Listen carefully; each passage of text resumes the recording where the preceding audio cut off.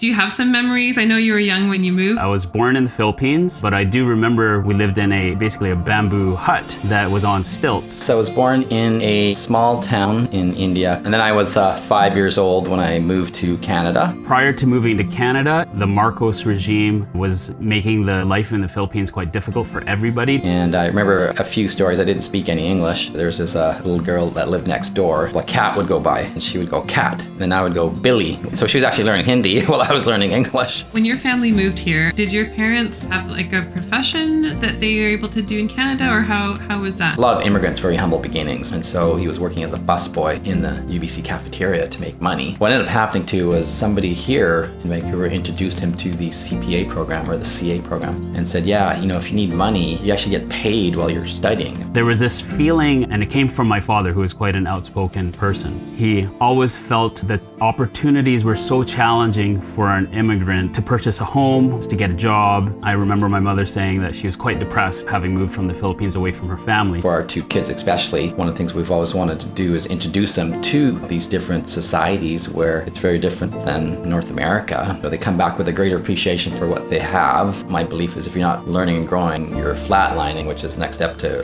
dying.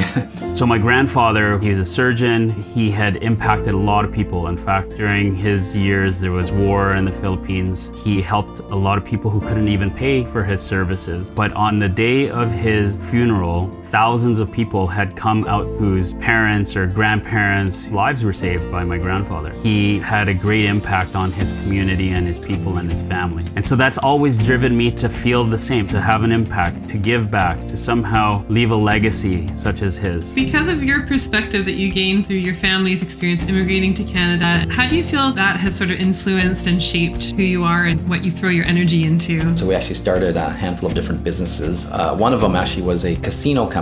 Just through age and experience, learning that just because something's legal doesn't mean it's good or right. We've been fortunate enough to be involved with a number of companies, and the very first one was called Hermano, and we actually helped build it into Canada's largest solar company. We're doing something good for the planet and our kids' futures, and we're making a lot of money for investors and ourselves. This is a no-brainer. We should be doing more of this kind of stuff as opposed to gaming. Right now, there's 283,000 households who are looking for housing, and in some cases, in some communities, waiting up to 16 years. About 15 years ago, I turned to my father, my younger brother, and said, we have to get more serious about real estate. Unfortunately, there's a reputation that some owners can have of being slumlords. This one building that we bought, it was by a financial firm in New York, and they never even visited the property once, and they just ran it into the ground. When we took it over, the very first thing we did was we rebuilt the children's playground. We actually have a scholarship program for kids in the building. We'll give them free backpack and school supplies. A charity that I just joined the board of called Foundations for Social Change. They did this experiment where they took 50 people that were homeless and gave them $7,500 cash. And so a lot of people thought they were crazy. They're like, oh my God, that money's gonna go to drugs. And the results were phenomenal. When you give someone $7,500, their need for shelter is gone. They can buy some clothes to get a proper job interview done. Most of these people now are, as I like to say, back in the game of life. I feel like you're making an impact, like a huge impact, and to a lot of people too.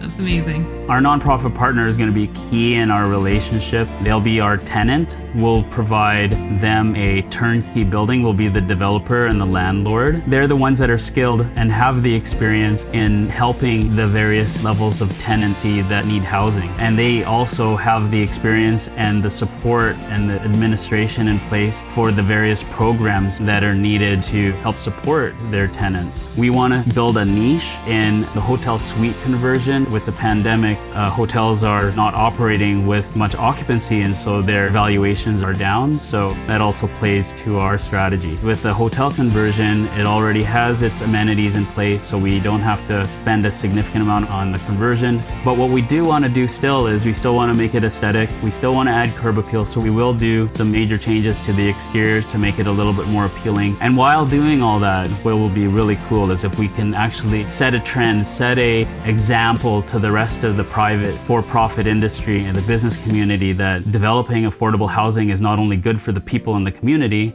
it's also good for business. Help us build a better future together and visit us at 3hproperties.com. Alone you can go fast, but together we can go far.